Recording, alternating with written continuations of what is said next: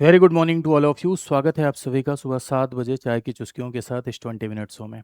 I hope आप सभी स्वस्थ होंगे। ये क्लास आपकी मंडे टू सैटरडे चलती है सुबह 7 बजे, और जिसमें मैं 4 सवालों के साथ 40 बातें बताता हूँ। ऐसी बातें जो एग्ज़ाम के लिए ज़रूरी होती हैं, ऐसी बातें जिनसे आपकी प्रैक्टिस होती है और थ्योरी क्लास के दौरान जो आपने पढ़ा है उसका रिवीजन होता है। यदि आप यूपी पीसीएस की तैयारी कर रहे हैं या आरओ की तैयारी कर रहे हैं, if you are preparing for the UP PCS या आरओ या वीओ की तैयारी कर रहे हैं तो ध्यान रखिएगा, ये सेशन आपके लिए इम्पोर्टेंट है। चलिए शुरू करते हैं। देखिए पहला सवाल आपकी स्क्रीन पर है, लिखा हुआ निम्नलिखित कथनों पर विचार कीजिए। Consider the following statement. यह अनुसूचित क्षेत्रों में पेशा के संबंध में, देखो ये थोड़ा सा टाइपिंग एरर था तो मैंने इधर ठीक कर दिया है। पेशा के संबंध में निम्नलिखित कथनों पर विचार करना। पेशा समझते हैं, पेशा एक कानून है, panchayat extension in schedule area, ठीक है। तो पेशा के संबंध में निम्न कथनों पर विचार करना है कि यह अनुसूचित क्षेत्रों में लागू होता है, यह ग्राम सभा को शक्तियां प्रदान करता है, यह पूरे भारत देश में लागू होता है यानी पूरे इंडिया में लागू होता है। अगर आपने पेशा के बारे में पढ़ा होगा तो इस सवाल का जवाब आप दे पाएंगे panchayat extension in schedule area. तो देखिए मैं आपको बताता हूँ, पहले समझिएगा मेरी बात को। लोकल गवर्नमेंट की यदि आप बात करें तो लोकल गवर्नमेंट दो प्रकार की होती है, ये आप जानते हैं। एक तो है आपकी पंचायत, एक नगर पालिका, है ना। और पंचायत को जो संवैधानिक दर्जा मिला वो 73rd अमेंडमेंट के द्वारा मिला, 73वें संविधान संशोधन के द्वारा। और नगर पालिका को संवैधानिक दर्जा मिला 74वें संविधान संशोधन के द्वारा, ठीक है। तो क्या ये पंचायत के प्रावधान, क्या 73वां संविधान संशोधन प्रत्येक जगह पर लागू है? क्या 73वां संविधान संशोधन अनुसूचित क्षेत्रों पर भी लागू है? तो इसका जवाब होगा नहीं। देखिए, अनुसूचित क्षेत्र यानी ट्राइबल एरिया जनजातीय क्षेत्र। जनजातियों के अपने कल्चर होते हैं, अपने कन्वेंशन होते हैं, अपने रहन सहन के तरीके होते हैं, उनके अपने संसाधन होते हैं, जंगल नदी जिस पर वो डिपेंड होते हैं। अगर उनके कल्चर के साथ कोई छेड़छाड़ करता है तो अलग थलग महसूस करते हैं, है ना। ले हंसिया दौड़ा लेंगे, काट देंगे गला, ठीक है। कहीं कहीं देखो लिखा रहता है बाहर बोर्ड लगा के कि यहाँ ये जनजाति निवास करती है, यहाँ जाना मना है। इसके पीछे का लॉजिक, इसके पीछे का तर्क ये है कि वो मुख्य धारा में नहीं आए हैं, मेन स्ट्रीम में नहीं आए हैं। तो ऐसे में अगर उनके कल्चर, उनके कन्वेंशन के साथ कोई छेड़छाड़ करेगा तो वो अलग थलग महसूस करते हैं। इवन सुरक्षा दृष्टिकोण से भी चिंता हो जाती है। इसीलिए अब देखो, हमारा उद्देश्य ये थोड़ी ना है कि किसी के ऊपर हम जबरदस्ती कोई कानून थोप दें। डेमोक्रेसी है यार, हम वेलफेयर स्टेट बना रहे हैं, लोक कल्याणकारी राज्य बना रहे हैं। और लोक कल्याणकारी राज्य का अर्थ है हर वर्ग का कल्याण सुनिश्चित हो। शोषित, वंचित, दबा, कुचला, पिछड़ा, सबका कल्याण सुनिश्चित हो। सबका कल्याण सुनिश्चित हो ये तो है ही, लेकिन किसी वर्ग को हम जबरदस्ती मेन स्ट्रीम में लाने के लिए कोई कानून उसके ऊपर थोप दें, ये गलत है। इसीलिए जनजातियों के साथ हम क्या करते हैं कि उनके कल्चर को, उनके कन्वेंशन को, उनके ट्रेडिशन को प्रोटेक्ट करते हुए उन्हें हम मेन स्ट्रीम में ले आते हैं। तो 73वां संविधान संशोधन 5th शेड्यूल के जो अनुसूचित क्षेत्र हैं, 5वीं अनुसूची के जो शेड्यूल एरिया हैं, ठीक है। 5th शेड्यूल में कुल कितने राज्य हैं भाई? तो इस समय 5th शेड्यूल में 10 राज्य हैं, और 10 राज्यों में कुछ क्षेत्र ऐसे हैं जो शेड्यूल एरिया है। अगर मैं आपसे पूछूं कि किसी भी क्षेत्र को अनुसूचित क्षेत्र घोषित करने की शक्ति किसके पास है, किसी भी एरिया को शेड्यूल एरिया घोषित करने की शक्ति किसके पास है, तो किसी भी एरिया को शेड्यूल एरिया घोषित करने की शक्ति प्रेसिडेंट के पास है, यानी राष्ट्रपति के पास है, ठीक है। तो 5वीं अनुसूची के 10 राज्य और 10 राज्यों के जो ये अनुसूचित क्षेत्र हैं, पूरा राज्य अनुसूचित क्षेत्र नहीं है, राज्यों के कुछ एरिया शेड्यूल एरिया है, वहां पर डायरेक्टली 73वां संविधान संशोधन लागू नहीं है। यहाँ पर 73rd कॉन्स्टिट्यूशनल अमेंडमेंट एक्ट, यानी यहाँ पर 73वां संविधान संशोधन अधिनियम एग्जीक्यूट नहीं होता, यानी 73वां संविधान संशोधन अधिनियम लागू नहीं होता है, ठीक है। तो यहाँ पर क्या लागू होता है? तो यहाँ पंचायतों का विस्तार देने के लिए भुरिया समिति के रिकमेंडेशन पर एक कानून बनाया गया। उस कानून का नाम हुआ panchayat extension in schedule area 1996, ठीक है। अनुसूचित क्षेत्रों में पंचायतों का विस्तार अधिनियम, किन क्षेत्रों में भैया? अनुसूचित क्षेत्रों में पंचायतों का विस्तार अधिनियम, panchayat extension in schedule area 1996। इसके थ्रू क्या किया गया?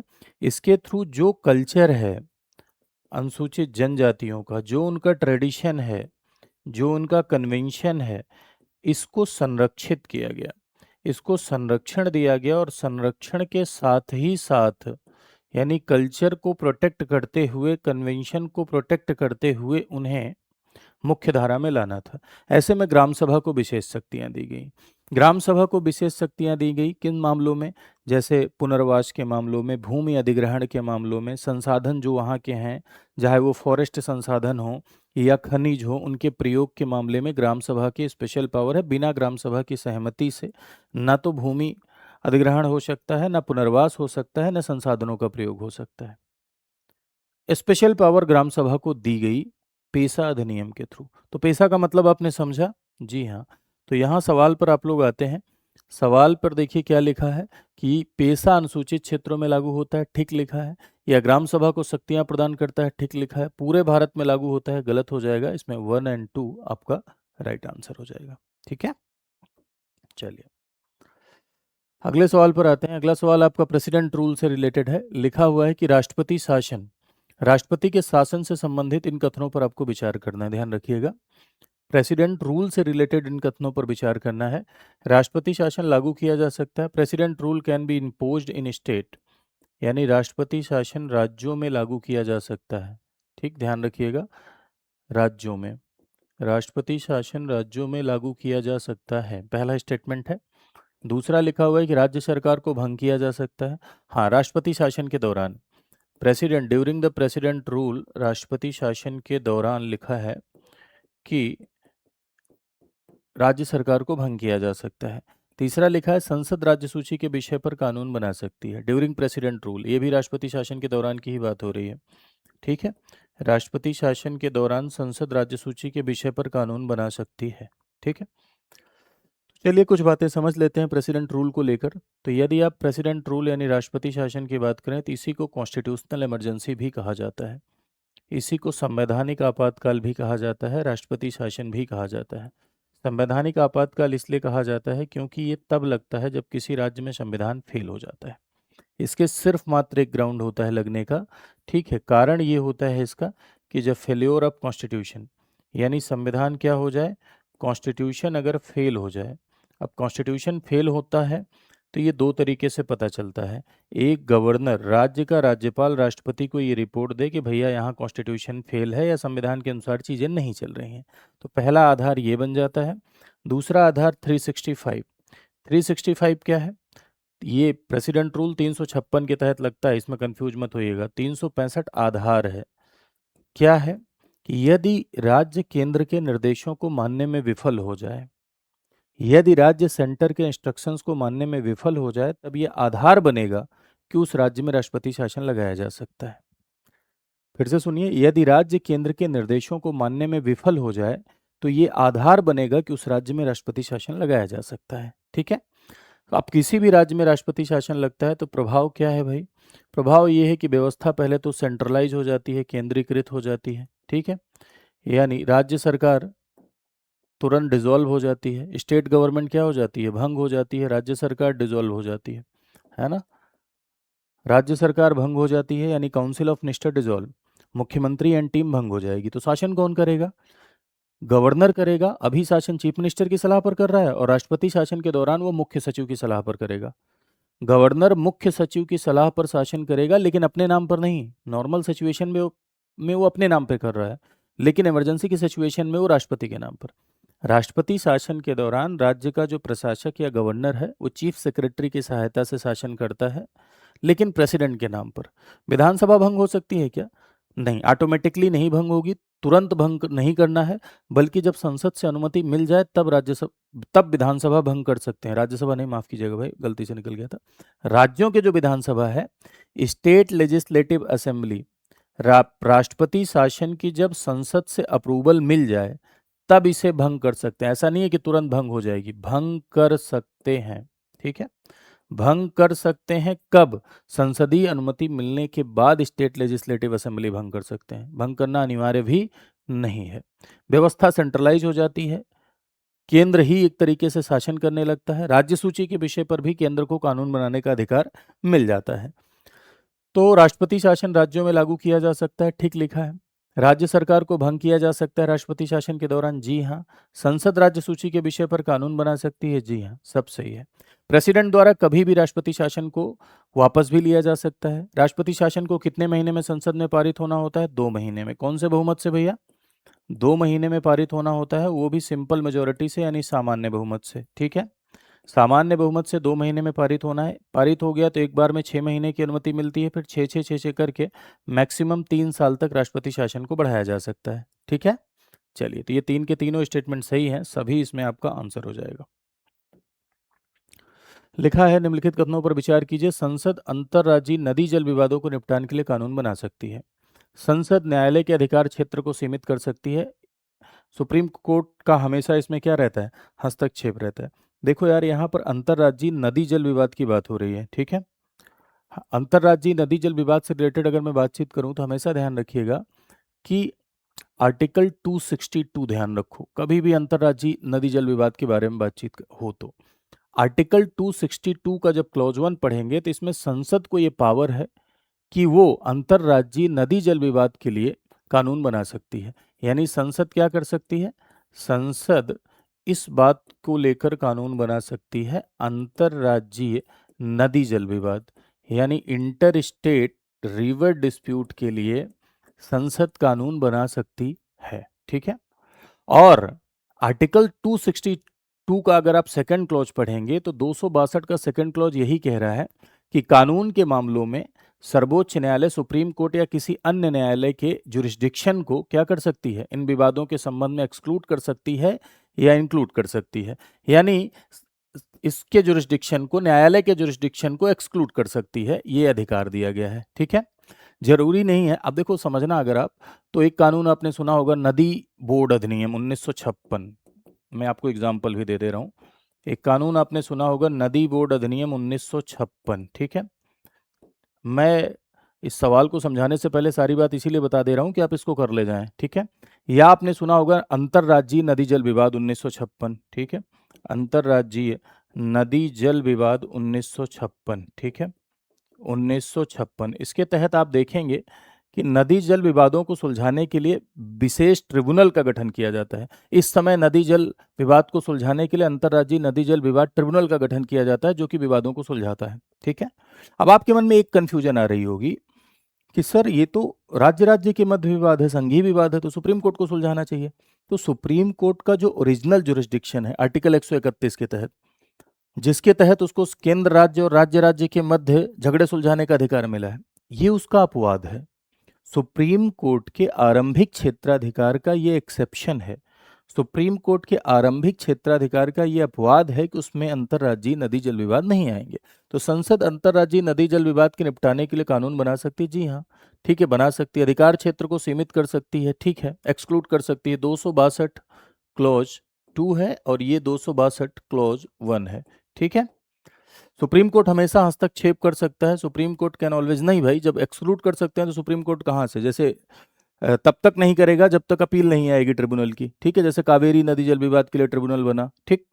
तो ये गलत हो जाएगा, इसमें फर्स्ट एंड सेकंड आपका क्या हो जाएगा? Right answer. हाँ, लेकिन एक बात समझना, ये जो ट्रिब्यूनल्स बने, जिन कानून के तहत ट्रिब्यूनल बने, उसमें ये लिख दिया गया कि फिर इसके खिलाफ कहीं अपील नहीं हो सकती। ये लिख दिया गया था कि ट्रिब्यूनल जो निर्णय देंगे वही अंतिम होगा। लेकिन एक केस आया सुप्रीम कोर्ट में, एल चंद्र कुमार केस 1997। इसमें उन्होंने कहा कि किसी भी ट्रिब्यूनल की शक्ति हाईकोर्ट से ऊपर नहीं होगी, है ना। तो ऐसे में किसी भी ट्रिब्यूनल के खिलाफ हाईकोर्ट में अपील की जा सकती है, ट्रिब्यूनल के जजमेंट के खिलाफ, राइट। तो इसमें फर्स्ट एंड सेकंड क्या हो जाएगा? राइट आंसर हो जाएगा।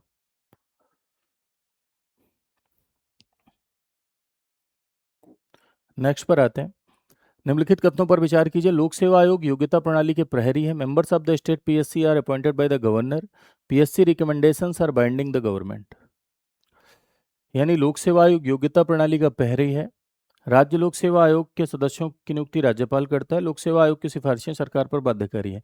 कल वाला जो 20 मिनट्स होता देखो, उसमें मैंने यूपीएससी के बारे में बताया था और मैंने आपसे कहा था कि ये जो संघ लोक सेवा आयोग और राज्य लोक सेवा आयोग हैं, ये योग्यता के प्रहरी हैं, क्योंकि इनका यही काम है कि ये योग्य लोग लेकर आए हैं, ऐसा नहीं है कि ऐसा आदमी प्रशासन में पहुंच जाए, आता जाता चुनाव चिन्ह चाहता। ऐसा व्यक्ति प्रशासन में पहुंचे कि जो भाई योग्य हो, जिसके थ्रू शासन की नीतियों को लागू कराया जा सके। तो कल यूपीएससी के बारे में बताया था, उसका ऑब्जेक्टिव भी बताया था। आज ये स्टेट पीसीएस से रिलेटेड सवाल है, तो स्टेट पीसीएस का भी थोड़ा सा पोस्टमार्टम हम लोग कर लेते हैं। तो देखिए, जैसे आर्टिकल 315 से लेकर आर्टिकल 323 तक यूपीएससी से संबंधित प्रोविजन किए गए हैं, वैसे ही स्टेट पीसीएस से संबंधित भी प्रोविजन किए गए हैं। यदि आप राज्य लोक सेवा आयोग की बात करें, तो केंद्र में जो रोल संघ लोक सेवा आयोग का होता है, ठीक है, वही रोल राज्य में राज्य लोक सेवा आयोग का होता है। ये राज्यों के लिए, राज्य की सेवाओं के लिए भर्ती कंडक्ट कराता है, निष्पक्ष भर्ती कंडक्ट कराना, ठीक है, इसका काम है। स्टेट पब्लिक सर्विस कमीशन एक कॉन्स्टिट्यूशनल बॉडी है। अनुच्छेद 315 के तहत इसका गठन सुनिश्चित है। ये एक संवैधानिक निकाय है। इसके ऊपर किसी का दबाव न हो, स्वायत्तता पूर्वक ये काम कर सके, इसीलिए बाई कॉन्स्टिट्यूशन इसका गठन किया गया, यानी संविधान के द्वारा इसका गठन किया गया राज्य लोक सेवा आयोग का। तो 315 के तहत कॉन्स्टिट्यूशनल बॉडी है, 316 के तहत नियुक्ति कार्यकाल जो है सदस्यों का, उसका उल्लेख किया गया है। तो इसमें कौन कौन होता है भाई? तो ये अध्यक्ष यानी चेयरमैन प्लस मेंबर सदस्य मिलकर बनता है। संख्या क्या होगी ये संविधान में नहीं है। अध्यक्ष और सदस्यों की नियुक्ति की यदि आप बात करें, तो इनकी नियुक्ति बाई गवर्नर होती है, राज्यपाल के द्वारा नियुक्ति होती है। ठीक है, कार्यकाल 6 साल होता है, मैक्सिमम एज 62, इन दोनों में से जो पहले आए। राज्यपाल को कभी भी इस्तीफा दे सकते हैं, लेकिन हाँ, ये एक विशेष बात जिस पे ट्रैप बनता है, जिसमें अक्सर आप धाराशायी होते हैं।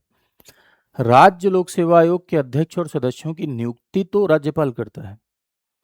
स्टेट पब्लिक सर्विस कमीशन के अध्यक्ष और सदस्यों की नियुक्ति तो राज्यपाल करता है, लेकिन राज्यपाल हटा नहीं सकता, हटाता प्रेसिडेंट है।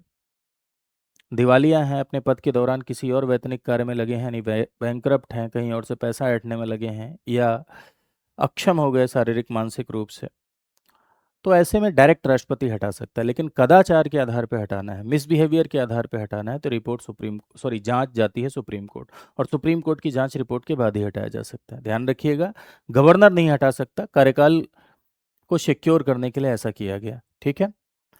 राज्य लोक सेवा एसपीएससी, राज्य लोक सेवा आयोग का काम राज्य में निष्पक्ष भर्ती कंडक्ट कराना, मुख्य कार्य यही है।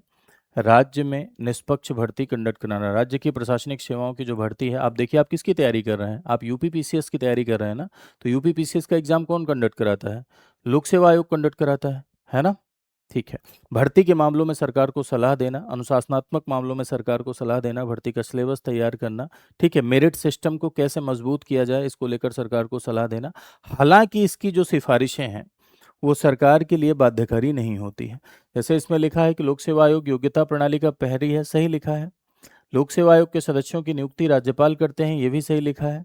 इनकी सिफारिशें सरकार पर बाध्यकारी होती हैं, ये गलत हो जाएगा। सरकार पर सिफारिशें बाध्यकारी नहीं होती हैं। फर्स्ट एंड सेकंड इसमें राइट आंसर हो जाएगा, है ना? पहला और दूसरा इसमें राइट आंसर हो जाएगा। इसकी सिफारिशें सरकार पर बाध्यकारी नहीं होती। अच्छा, एक बात और समझ लीजिए, कल मैंने यूपीएससी बताया था, आज स्टेट पीसीएस, जेपीएससी भी समझ लीजिए। ज्वाइंट पब्लिक सर्विस कमीशन, दो या अधिक राज्य के लिए, दो या अधिक राज्य के लिए संसद एक संयुक्त लोक सेवा आयोग का गठन कर सकती है। ठीक है। लेकिन विशेष बात यह है कि ये कॉन्स्टिट्यूशनल बॉडी नहीं होगी, ये स्टेटुअरी बॉडी होगी, क्योंकि संसद को अधिकार मिला है गठन करने का, ना कि संविधान के द्वारा गठित है, संसद द्वारा गठित होगी। ठीक है। ये भी किससे किससे मिलकर बनेगा? अध्यक्ष प्लस सदस्य मिलकर बनेगा, संख्या निर्धारित नहीं होगी। ठीक है। इनका भी कार्यकाल 6-62 होगा। ध्यान रखिएगा, इसमें सबसे मेन पॉइंट यही है कि ये स्टेटुअरी बॉडी होगा, अगर दो या अधिक राज्यों के लिए एक संयुक्त लोक सेवा आयोग का गठन हुआ तो। ठीक है। अच्छा, एक नंबर बताता हूँ आपको, 9289996923। अगर आप कोई भी कोर्स परचेज करना चाहते हैं, तो मेरा नाम बताइए, विपुल त्रिपाठी, या किसी भी कोर्स के बारे में जानकारी लेना चाहते हैं, IOBO ROBO PCS, तो इस नंबर पे कॉल करके मेरा नाम बताइए, और ये कोड आप लगा के मैक्सिमम डिस्काउंट अवेल करके किसी भी कोर्स में आप इनरोल कर सकते हैं। ध्यान रखिएगा मेरे भाई। साथ ही साथ यदि आप मेरे साथ जुड़ना चाहते हैं, तो ये मेरा टेलीग्राम लिंक है, यहाँ पर आप स्कैन कर लीजिए, आपको इससे क्लास का अपडेट्स वगैरह मिलता रहता है। ठीक है। ये मेरा इंस्टाग्राम है, यहाँ से भी आपको चीज़ें पता चलती रहती हैं, यहाँ भी आप फॉलो कर सकते हैं। खुद से यदि आप जानना चाहते हैं कि स्टडी आईक्यू के सारे कोर्सेज के बारे में, तो देखिए, आप चले जाइए studyIQ.com पर, www.studyIQ.com पर आप गए, पॉपुलर ऑनलाइन कोर्स पे जाइए, यहाँ पर स्टेट पीसीएस में जाइए, फिर उत्तर प्रदेश में जाइए। उत्तर प्रदेश में जाने के बाद आप देखेंगे कि देखिए ये दिख रहा है, ये एक फाउंडेशन कोर्स है, प्री और मेंस दोनों के लिए है। ये मेंस का कोर्स है, ठीक है। ये प्री का कोर्स है, ये टेस्ट सीरीज है प्री की, ये मेंस की टेस्ट सीरीज है, ठीक है। ये पेपर 5 पेपर 6 का कोर्स है। ये आर का कोर्स है, फाउंडेशन, ये मेंस है, ये आर का फाउंडेशन है, ये बीओ का कोर्स है। तो R O B O PCS सबके कोर्सेज अवेलेबल हैं। यहाँ पर आप जाएंगे, बाई नाउ पे क्लिक करिए, बाई नाउ पे क्लिक किया, क्लिक करने के बाद यहाँ बैचेज के बारे में फीचर देख लीजिए, क्या क्या फीचर्स हैं, ठीक है। फिर बाई नाउ पे जाइए, वहाँ पर कोड लगाइए, मोबाइल नंबर डालिए, ओटीपी डालिए, कोड लगाइए और बैचेज में एनरोल करिए। जैसे यदि आप कंप्लीट प्रिपरेशन करना चाहते हैं तो उसके लिए हमारे यहाँ आरंभ चलता है। आरंभ में 2 तरह के बैचेज होते हैं, गोल्ड एक प्लेटिनम। गोल्ड में आपको पूरा सिलेबस अकेले पढ़ने को मिलता है, 1100 प्लस घंटे की live class, current affair magazine, mentorship मिलती है, 2 साल की वैलिडिटी। लेकिन प्लेटिनम में गोल्ड वाले फीचर तो मिलते ही मिलते हैं, साथ ही साथ 5 बैच एक्स्ट्रा मिल जाते हैं, एक फाउंडेशन, एक प्री का, एक एमसीक्यू का, एक आंसर राइटिंग का बैच और एक जो है आपका एनसीईआरटी, और किताबें आपके घर जाती हैं। तो कंप्लीट अप्रोच के लिए आप प्लेटिनम के साथ जा सकते हैं। आज के लिए इतना ही। Thank you so much to all of you. नमस्कार।